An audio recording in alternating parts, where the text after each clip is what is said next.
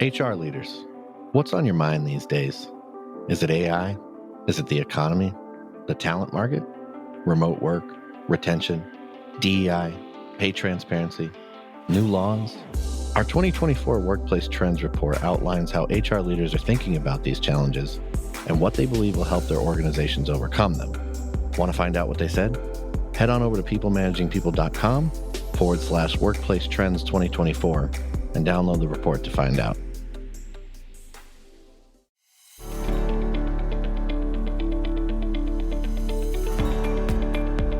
Did you know that almost 50% of top talent will leave an organization within 2 years? And what's worse, some data suggests that a lot of them would choose to stay if they were given the right learning and growth opportunities. Welcome to the People Managing People podcast. We're on a mission to build a better world of work and to help you create happy, healthy, and productive workplaces. I'm your host, Becca Banyard. In today's episode, we're discussing how artificial intelligence is being used to create better and happier workplaces. You'll learn about some new and exciting ways AI can help you lower employee turnover, avoid layoffs, and empower your employees to grow in their careers and develop their skills. My guest today is Alexandra Levit. She is the founder and CEO of Inspiration at Work. She's an international best-selling author, a columnist at the Wall Street Journal, and a workplace futurist. Alexandra, welcome to the show. It's so great to have you here today. We are going to be diving into a super relevant topic, which is artificial intelligence in the workplace. But before we get started, why don't you just tell our listeners a little bit about who you are and what you do at Inspiration at Work? Sure. Well, it's great to be here. My name is Alexandra Levit. I'm a business and workplace author, speaker, consultant, and futurist. And futurist is a word that some people tend to find a little bit intimidating.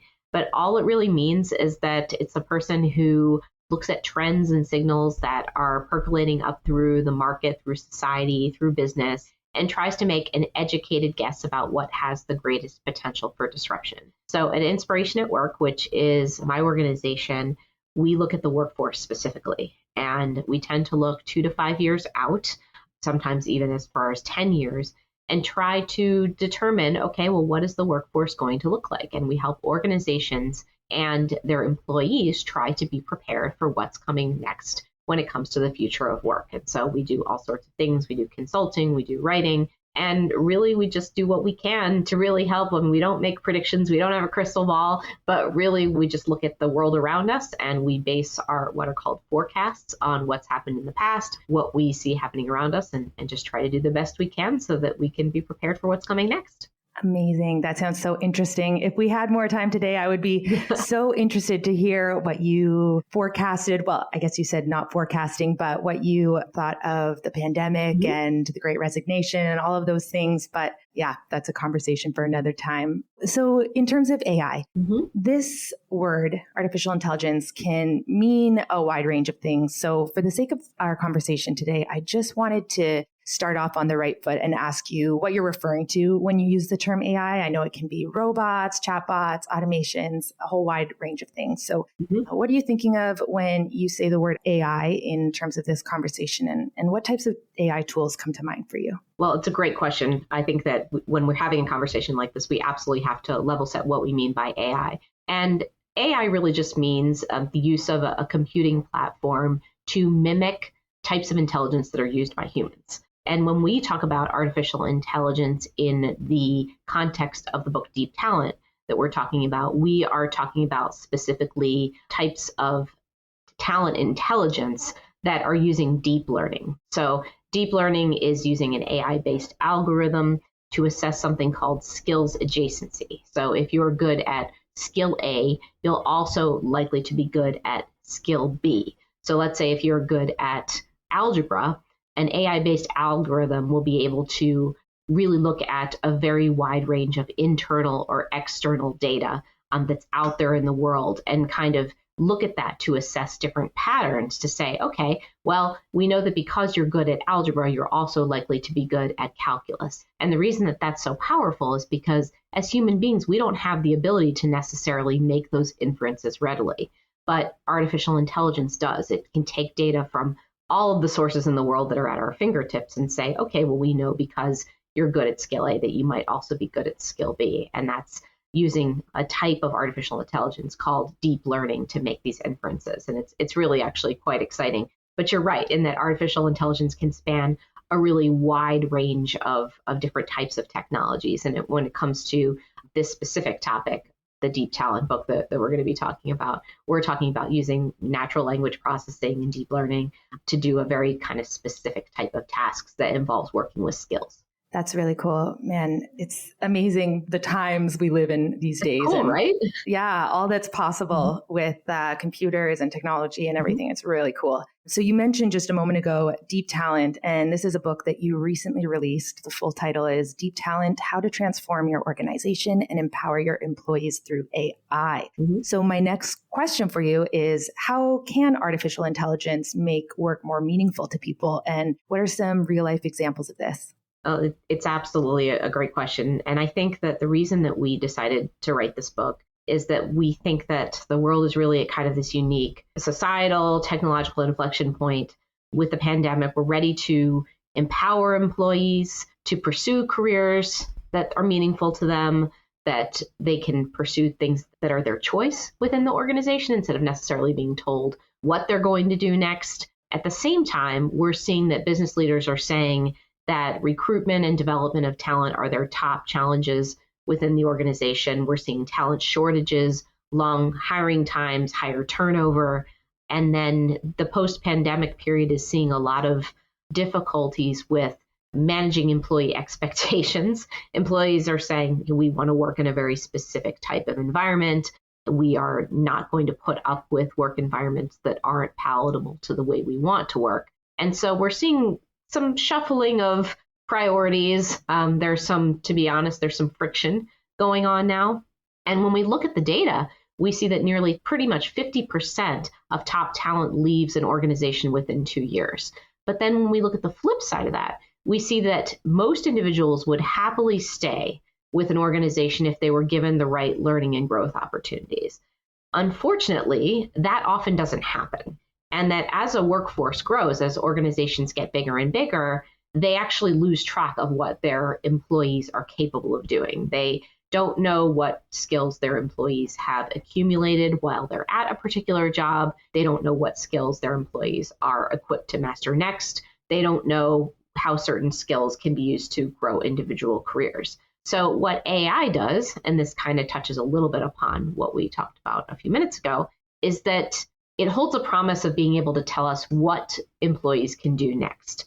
The jobs are there, the people are there, and so it's a matter of being able to unearth the right matches between the people that you know have talent and loyalty to your organization and the critical jobs that you need to fill. And AI is capable of helping us do that. And what's really, really cool is that this is, as you touched upon, this is actually capable of being done today. I have, several real world examples if you would like me to share, but it's being done in governments. This is one of my absolute favorite examples, just because normally when we talk about real world examples, we talk about super innovative tech companies that are kind of leading the charge about how to use these new and really hot technologies. And one of the things that I'm most proud of about how this technology is being deployed, at least here in the US, is that some of the most innovative implementations are actually being done by state governments. Wow. And when we think about state governments, we usually think that they're kind of behind the eight ball, that they're not quite, up to par when it comes to doing things in sort of a cutting edge way. And we have both the state of New York and the state of Indiana, among others, that are really leading the charge to match the skills of their unemployed people with the jobs that are available in that state to keep their talent in the state and at the same time lower the unemployment rate in that state. So you really are killing two birds with one stone. I know this answer was full of lots of cliches, and I do apologize. Maybe if I were using AI, I would not need to have so many verbal cliches in this answer. But all I'm trying to say is that really I'm just incredibly proud of these implementations. I mean, I had nothing to do with them, but it's an amazing thing when state governments are willing to take a chance on technology and say, hey, you know what, we have a goal, and that's that we've got a bunch of people that are unemployed in our state. We have organizations that are ready to employ them within our state. So if we can use this technology to solve both of these problems at once, then why not give it a shot? And they did so. And as a result, they were able to solve both problems. And I'm sitting here today using them as case studies because they did that. And the wonderful thing about governments is that they can help a lot of people at once. And when you do things through a government, you can, and this is one of the reasons that Ashu and Kamal at Eightfold did target governments, is they recognized the ability to scale the help that they were giving people and the ability to make change on a massive scale much more significantly than if you were to start, let's say, at a small company. And by doing that, I think that that was a really smart strategy. Wow, so good. So many really interesting tidbits in there. I'm curious, so you mentioned how the government was helping people get jobs, become employed, but for, companies that are seeing their top talent leaving after 2 years, or people, their talents leaving because they didn't get the learning and development support that they needed, how can AI be used in those situations to retain the employees? Oh, it's a really good question too. I think that a really important part of this is using your knowledge of skills adjacencies to regularly profile your workforce and be able to get a much broader understanding of the skills that your employees have and the skills that you are needing, not just now, but in the immediate future and in kind of the long-term future. I mean, we tend to not look too far out. I mean, just like futurists tend to not look too far out. I mean, I think in skills planning for the future, you have to be somewhat near term because we don't really know. I mean, there could be skills that we haven't even heard of that are going to be necessary in 10, 15 years.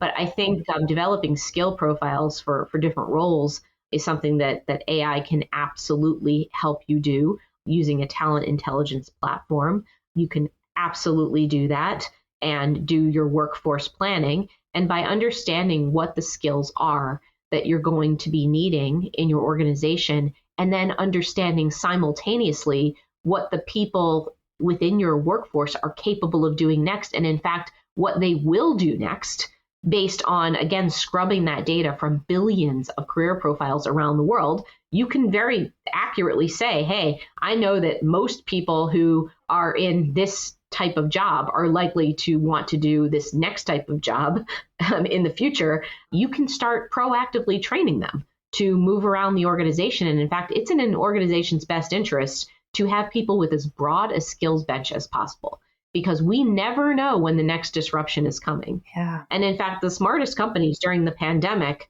they didn't lay off people, they just redeployed them. And we saw this happening everywhere, where organizations had, all of a sudden, they would have one department that was really slow because they weren't being utilized during the pandemic. Maybe business was just different then because of different things that were needed. So rather than give up a really good person or a really good group of people, they would redeploy them into a different function. And then when that function picked up again, they would deploy them back. And that is really the smart way to run a company these days, is not to lay off really good people and then worry about having to get them back later on. I mean, the airlines have seen this already happening when they laid off tons of people during the pandemic. And now there's a huge labor shortage in the airlines. Yeah. Well, it would have been better if they could have had a broader bench of skills so they could have held on to those people, redeploy them in other areas, and then kept them. And now they wouldn't have a labor shortage. Well, so if you use talent intelligence to move people around, get people doing different types of things, but hold on to them. And that, by the way, solves the problem of people leaving after 2 years because they don't have enough opportunity. Well, if you're reskilling them, upskilling them, giving them additional opportunities, they're probably going to stay within your organization longer and everybody's going to be happier. But again, it helps to have the knowledge of what they're capable of doing. And by the way, this is news to everyone. It's not just the leaders who get information from this. It's the leaders, it's HR, it's the individuals themselves. A lot of times it's news to the person themselves. Hey, I had no idea that because I'm good at algebra, I might also be good at calculus. Yeah, wow. A lot of times it's very empowering for a person to say, wow, I mean, I didn't have this kind of education. I had no idea I could do this. And it's great. They're like, wow, this is really, really cool that I could potentially do this. It's empowering to people. It gives people a sense of self-efficacy. It gives people a sense of confidence, like especially people who might not have had the level of education. Maybe they were underestimating themselves. And they feel really, really, we saw this to go back to the US state governments, we saw this a lot with people who were working at, let's say, convenience stores and thought that was going to be their fate for the rest of their lives, as they would work in a convenience store. And they realized, wow, while working at a convenience store, I actually learned all of these skills I had no idea could be deployed elsewhere. And they were like, hey, I could actually go work at a hospital now. Who knew? Wow. And it was really, really cool. And by the way, it's also helpful for managers, because some of the biggest barriers to internal moves are managers who don't want to let go of their people, who are very short-sighted about it and say, oh, I don't think I want to support this internal move because I don't want to lose my person because that person's really good. And by seeing how an internal move is actually better for the organization, maybe you don't have to lose that person. Maybe that person can still work with you while doing something else, taking on a different challenge. So it kind of helps everybody. And I think it also just democratizes opportunity. If done in the right way, talent intelligence can really just kind of put the opportunities out there, help everybody understand why it's for the best, and really just do many, many good things at once. So I think it's probably just a great thing to have across the board. Good question, though. Yeah, so good. So I just want to loop back to your book. So what led you in the first place to write this book? Yeah, what was the path, the journey to the decision to write the book? That's a good question. So your questions are all really good. I would say that I've been noodling on the problem of the skills gap for probably the better part of a decade. And it's always been very frustrating to me that there just seems to be, first of all, I always seem to be hearing about layoffs. We're laying all these people off. Right. And yet we seem to never be able to find the right people for the right jobs. So this matching problem between the right talent and the right jobs just seems to be something that no one can come up with a solution for. And so when I met Ashu and Kamal, and they have this technology with Eightfold that allows artificial intelligence to be used to help solve this problem, clearly I was very intrigued.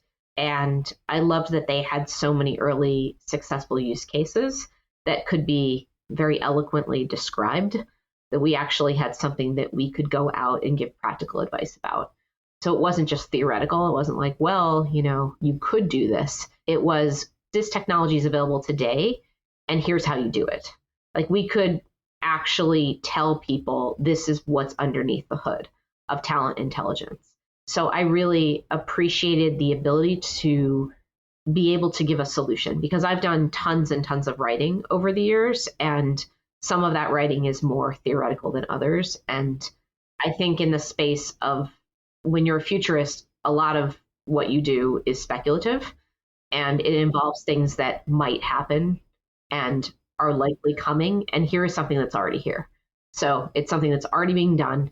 There are implementations all around the globe, and we give people, I hope, a really practical roadmap for getting started, and to not be afraid either. Like, this isn't something that you have to fear or, you don't have a business case for. It's something that people have already done very successfully, and it's not going to cost an arm and a leg to get a small pilot going.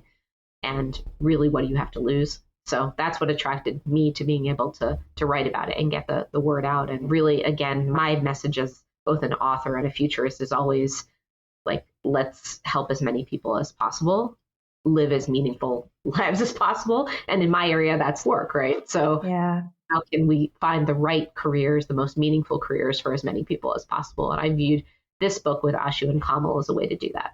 Amazing. I love that. It makes me think just of us at People Managing People is we really try to create content that's not just the what, but the how. How can you do this? How can you implement this in your own organization, in your own work practice, in your own career? Right. You guys are doing the exact same thing. You have the exact same mission. Amazing. I love it. So we've already talked a bit about how AI is revolutionizing organizational culture in terms of decreasing unemployment or keeping employees in a workplace that they otherwise may have left because they didn't see where they could grow into new roles. What are some other ways that AI is revolutionizing organizational culture?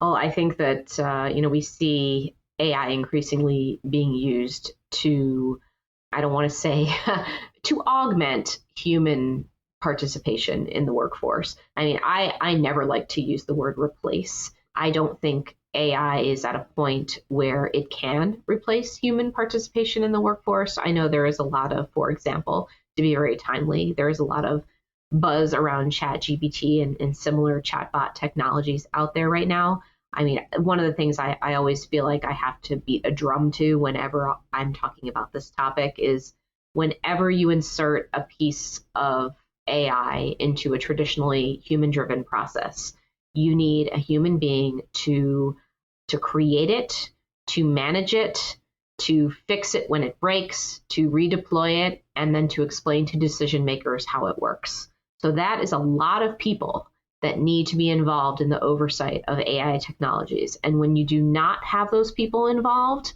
chaos ensues. And I just have an example of this that happened today, actually. I write a column for the Wall Street Journal. Some listeners might be familiar with that. It's called the Workplace Report. And I had some PR people pitching me today with ChatGPT. They were using the chatbot ChatGPT to craft PR pitches. But they were using real PR people's email addresses, but no actual human PR people were reading the pitches that ChatGPT was writing before they were sending them out. Well, unfortunately, ChatGPT cannot write PR pitches like real PR people can, and the pitches made no sense. Right. Well, I'm receiving these, and I'm not getting a very good impression of these PR people because the pitches make no sense, and it's clear to me that ChatGPT wrote them. Mm-hmm. And I'm annoyed because I had to open my email and waste time reading this. So, I mean, this is an innocuous example, but you really have to think about the fact that your company is liable for any bad behavior that is conducted by AI. It's not the vendor's fault. It's not whoever the software is that's selling you the chatbot. They're not the ones that are liable for bad behavior that might be illegal, that might be discriminatory, that might get you into legal trouble. Right. And this is actually one of my big concerns right now, is that there are all kinds of AI implementations that are happening on multiple fronts. And it can be in all different spheres of the workforce. And we are not having proper human oversight of these technologies. There are ethical and legal concerns associated with this. And we're just kind of letting these technologies run amok, and we're thinking that they can replace people when they're just not there yet. And I think it's going to be a while before they are there. So anyway, that's my big soapbox speech on that for today. But yes, I think there are many, many implementations that can be used. AI can do wonders. I mean, hey, I just wrote a book on how wonderful AI is. I think it can do so many things. But I do think that there needs to be human oversight whenever an implementation is launched, for sure. Yeah, that's so good. I'm so glad that you brought that point up, because even as somebody who's not an AI expert, I think that's really important. And I'm so glad that you brought up ChatGPT, because if you didn't, I would. As I'm sure everybody listening knows, the release of ChatGPT has made the internet go bananas.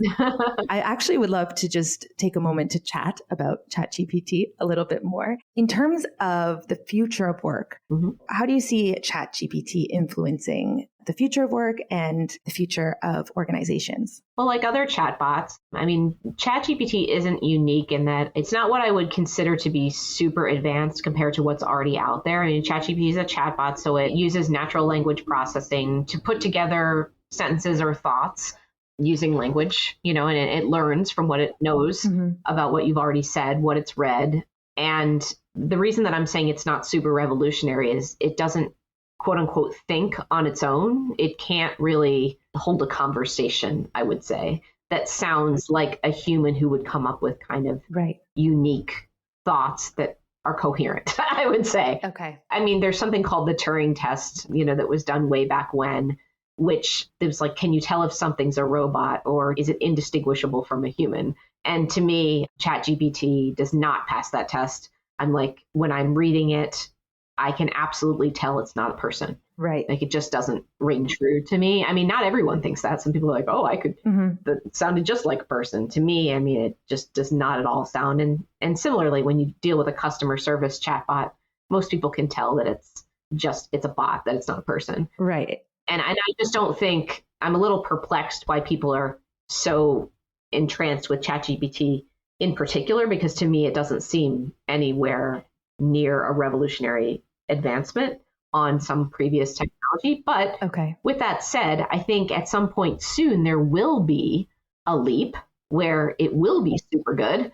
And I think that as the years go by, we are going to have to contend with increasingly sophisticated technologies that do engage and replace more and more types of human tasks. And I think that what people do need to do, and I've been saying this for years, you need to look around corners and see what are the aspects of your own role that are most vulnerable to automation, and how can you evolve your career to stay on top of those. So, for example, let's say you're me and you're a columnist for the Wall Street Journal, and you're looking around the corner and you're saying, gee, I think ChatGPT might get sufficiently sophisticated in the next 5 years where they can write my column. Now, today, ChatGPT can't write my column. Right. In 3 years, maybe it can. Now, is the Wall Street Journal going to let ChatGPT go out by itself without someone editing it? No, probably not. So where do I need to evolve my career to still have a job in 5 years? Well, I probably need to learn the editing skill in addition to the writing skill so that I can be the human oversight for the machine that's eventually taken over my job. So that's an example. Everyone needs to be doing that now. Everyone needs to be thinking, what additional skill set do I need to develop so I can be gainfully employed when certain aspects of my job are taken over by machines? And that's just kind of the reality. So yes, machines are going to become increasingly sophisticated, and there will come a day when they get smarter and smarter and are able to take over different human tasks. Are we there today with ChatGPT? No. ChatGPT is not that smart, can't really do that much. Chatbots in general can't really do that much, but they're going to get better. I mean, that's just inevitable. So, but we are still going to require human oversight always. I really do not see a time anytime soon when these machines are just going to be able to do everything independently. It's just not in our near future. So, we're going to have to be the oversight. We're going to have to be the judgment. We're going to have to be the personal touch. And so those are skills that people are going to need to hone and develop so that there will be a role for humans always. And that's going to be the part that if you're, let's say, a software engineer, you can't rely on your programming skills anymore. Can't rest on those laurels. You're going to have to develop some interpersonal skills too. Right. And I would tell everybody who's rested on those for 25 years or whatever, those days are numbered. It's time to become a little bit more well-rounded. Right. Yeah. Before Skynet takes over. Exactly. Okay. So we do need to wrap up, but I just have one last question for you. And this is something I'm asking all my guests. So what do you think is the number one thing that keeps employees happy in the workplace? The number one thing is new challenges, the ability to learn, the ability to grow, and to feel like you're valued and appreciated. I mean, that's more than one thing probably, but I think it's all connected. I mean, I think that just feeling like your work is appreciated and that you're growing and that your contributions are meaningful to yourself and to the organization, I think it's more important than, whether you're just getting an increase in salary or, I think just feeling like you're a part of something bigger than yourself. So good. I love that. Well, Alexandra, it has been a pleasure having you on. I've really enjoyed this conversation. Me too. If we had more time, I could ask you so many more questions, but maybe we'll have to do another episode in the future. But thank you again for coming on. For folks who are listening and who want to get in touch with you or keep up with what you're doing, how can they reach out? How can they stay in tune with your work? Sure. Please feel free to visit me at alexandralevit.com. Check out our book, Deep Talent. And let's see. I mean, I'm on Twitter, Alevit, Alevit. LinkedIn is also good too. And we would love to hear what people think. And I would be happy to come back anytime, Becca. Amazing. Love that. All right. Well, to our listeners, thank you so much for listening. Be sure to like and subscribe to keep up to date with all of our new episodes, and we'll talk to you soon. Have a great day.